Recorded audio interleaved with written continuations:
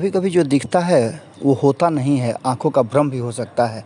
ऐसा ही कुछ देखने को मिल रहा है बिहार की राजनीति में, जहां एक तरफ बिहार की राजनीति में आपने देखा होगा और सुना भी होगा कि किस तरह से नीतीश कुमार और तेजस्वी यादव के बीच में तल्खियां चल रही हैं। लेकिन वहीं दूसरी तरफ जो खबरें आ रही हैं वो खबर कहीं ना कहीं इस तरफ इशारा कर रही हैं कि आने वाला समय बिहार की राजनीति के लिए बड़ा ही चैलेंजिंग होने वाला है।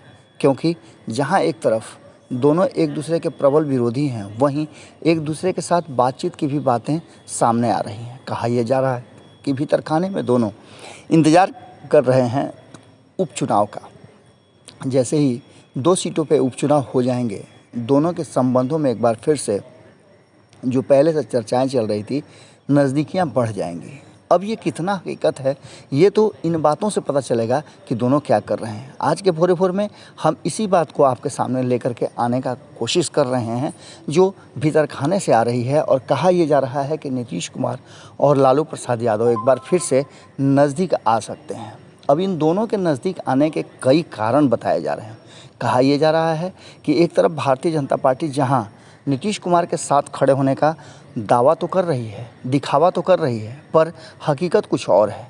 वहीं दूसरी तरफ एनडीए के साथी दल कहीं ना कहीं नीतीश कुमार के साथ नज़र आ रहे हैं, वहीं वो भारतीय जनता पार्टी से दूरी बनाए हुए हैं। अब इन सब बातों को अगर गौर से देखा जाए तो कहीं ना कहीं उपचुनाव एक ऐसा मोड़ आया है जहां पूरी प्रक्रिया जो चल रही थी उस पर विराम लग गया है। हमने खबरों के माध्यम से आपको बताया था और जैसा कि नज़र भी आया था कि कहीं ना कहीं जो प्रक्रिया चल रही थी कि भारतीय जनता पार्टी के विरुद्ध एक बड़ा नेक्सस तैयार किया जा रहा था, कई दलों का संगठन तैयार किया जा रहा था जो भारतीय जनता पार्टी को आने वाले कई चुनावों में बराबरी का टक्कर दे सके। आपको बता दें कि 5 राज्यों में होने वाले चुनाव को लेकर के जहां एक तरफ भारतीय जनता पार्टी और नीतीश कुमार की पार्टी जनता दल यूनाइटेड के बीच में तल्खियां बढ़ी हुई थी, वहीं आपने ये भी देखा होगा कि किस तरह से मुकेश सहनी और जीतन राम मांझी भी भारतीय जनता पार्टी से अपने हक हुकूक की बात कर रहे थे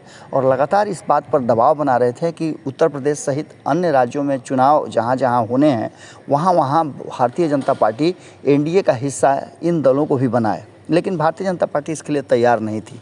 वहीं दूसरी तरफ बार बार लालू प्रसाद के तरफ से ये संदेशा भेजा जा रहा था, ये दिखाया जा रहा था कि वो नीतीश कुमार को अभी भी भूले नहीं हैं।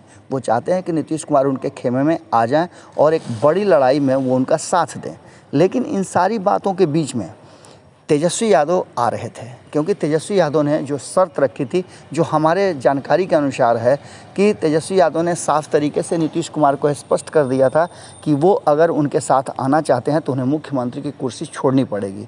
लेकिन नीतीश कुमार इसके लिए तब तक तैयार नहीं है जब तक कि उनके सामने कोई दूसरा विकल्प नहीं हो और उस विकल्प पर नीतीश कुमार हामी न भर दें।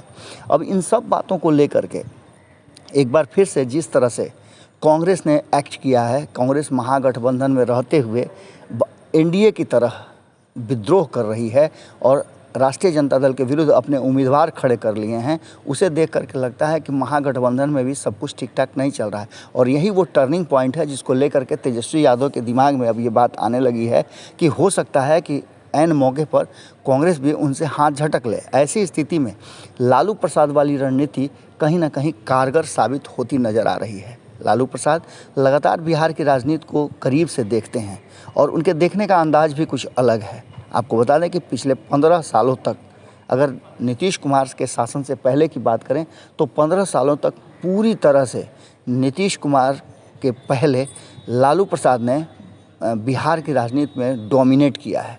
और बिहार ही क्यों, केंद्र की राजनीति में भी लालू प्रसाद की एक बड़ी भूमिका रही है और इस भूमिका को कहीं ना कहीं सबने स्वीकार किया है, चाहे वो भारतीय जनता पार्टी हो या लालू प्रसाद के साथ चलने वाली कांग्रेस हो।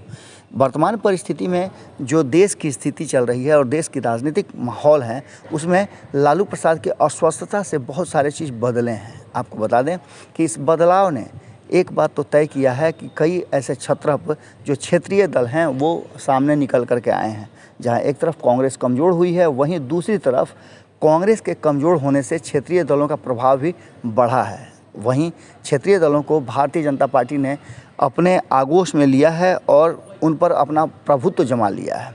क्षेत्रीय दलों को जहाँ जहाँ भारतीय जनता पार्टी है वहाँ वहाँ पनपने का मौका कम मिल रहा है, लेकिन अन्य दल जहाँ हैं वहाँ उन लोगों की स्थिति बेहतर है। उत्तर प्रदेश को ही आप लेकर के देख लें तो उत्तर प्रदेश में मायावती और अखिलेश की स्थिति आपको देख करके अंदाज़ा लग सकता है कि किस तरह से पिछले चुनाव में भारतीय जनता पार्टी ने पूरी तरह से उन्हें सत्ता से बेदखल तो किया ही, हाशिए पर ला करके खड़ा कर दिया।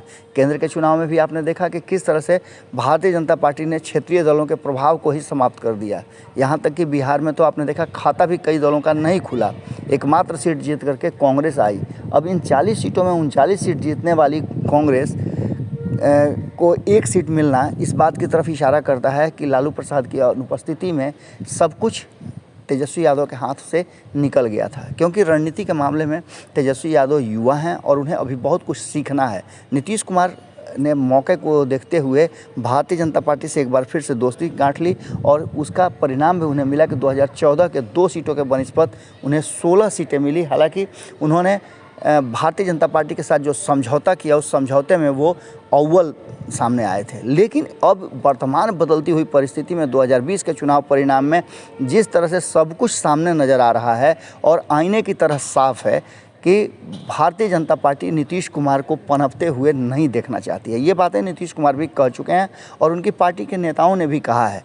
जहां एक तरफ नीतीश कुमार ने कहा है कि कौन दोस्त था कौन दुश्मन था ये 2020 के चुनाव में पता ही नहीं चला। अब इन सारी बातों को लेकर के जो बातें सामने आ रही हैं उसने स्पष्ट कर दिया है कि नीतीश कुमार के पास विकल्प बहुत सीमित हैं। भारतीय जनता पार्टी तो उन्हें उत्तर प्रदेश सहित अन्य राज्यों के चुनाव में अपने साथ रख नहीं रही है, क्योंकि नीतीश कुमार का प्रभाव अभी भी बिहार की जनता में है। इसलिए नीतीश कुमार को बिहार में कहीं ना कहीं साथ रखने की मजबूरी है भारतीय जनता पार्टी को, वरना अगर उसे कोई विकल्प मिल जाए तो वो अभी नीतीश कुमार को अपने से अलग कर दे। इन सारी बातों को लेकर नीतीश कुमार भी सब कुछ जोड़ घटाव कर रहे हैं और उन्हें राजनीतिक समझ बेहतर है। ऐसी स्थिति में जिस तरह से ललन सिंह अलग अलग राज्यों में जहां चुनाव होने वाले हैं वहां जा कर के भारतीय जनता पार्टी को औकात दिखाना चाहते हैं, वहीं नीतीश कुमार की चुप्पी बहुत कुछ कह रही है। दूसरी तरफ हमने आपको खबरों में बताया था कि लालू प्रसाद भी चुप हैं। इस चुप्पी का मतलब होता है कि कहीं ना कहीं दोनों के बीच में कुछ तो पक रहा है, जिसकी अभी तक पर्देदारी है। उपचुनाव बहुत कुछ लेकर के आएगा। एक तरफ जहां उपचुनाव ने संबंधों को खोल करके रख दिया है, वहीं दूसरी तरफ उपचुनाव के परिणाम बहुत कुछ सामने लेकर के आएंगे और इससे स्पष्ट होगा कि किसका प्रभाव क्या है। हालांकि उपचुनाव को उतना ज़्यादा तरजीह नहीं दी जाती है, लेकिन पिछले बार भी उपचुनाव ने जो प्रभाव छोड़ा था उसे देख करके कहीं ना कहीं नीतीश कुमार को अपना एंगल चेंज करना पड़ा था। अब देखना ये होगा कि इस उपचुनाव में 2 सीटों पर जो होने वाले हैं 30 तारीख को, उसके परिणाम क्या लेकर के आते हैं। क्या नीतीश कुमार एक बार फिर से लालू प्रसाद के करीब आने के लिए अपनी प्लानिंग कर रहे हैं, क्योंकि बिहार की राजनीति में जिस तरह से भारतीय जनता पार्टी डोमिनेट कर रही है और आगे भी जो अन्य राज्यों में चुनाव होने वाले हैं उसमें साफ कह दिया है कि वो किसी को भी साथ लेकर के नहीं आ रही है, तो ऐसी स्थिति में नीतीश कुमार के पास विकल्प है कि या तो एक अलग गठबंधन बनाएं या फिर जो गठबंधन लालू प्रसाद सहित G23 का बन रहा है उसमें वो साथ दें।